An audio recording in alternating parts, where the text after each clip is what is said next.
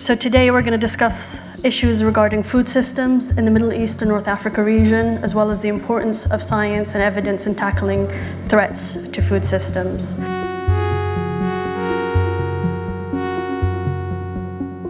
The talk about and the discussion about climate change, we know it's not new, but it is evolving and it is reaching the nexus of food, energy, and the water.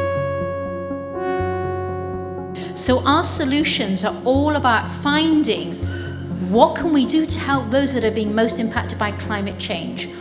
So we go from genetics through to farms, through to large scale.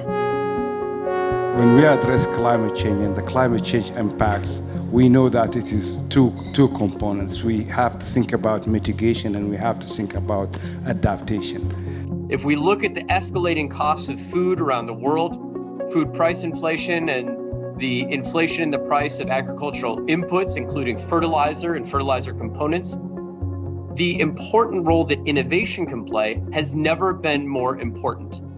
Aim for C encourages all different actors to get involved and to build on the foundation of increased investment that we're working to catalyze. If you had told me that we would be in a position by COP26 where we came out with 90% of the world's economy under some kind of net zero commitment, that you'd had economies such as the UAE and Saudi Arabia committing to net zero by mid-century, that would have been a moment for celebration, particularly because we've achieved this not at the end of this really critical decade of action, but we've achieved it at the very beginning. Communities are having to deal with concurrent crises, climatic shocks. The impact is far greater every time they happen. And it impacts the family, for example. And we know the children in the future are going to see more climatic shocks, more crises in their lifetime than any of us. Climate change demands quite a huge shift in so many aspects of our life, not least of which is a shift in culture and a shift in imagination.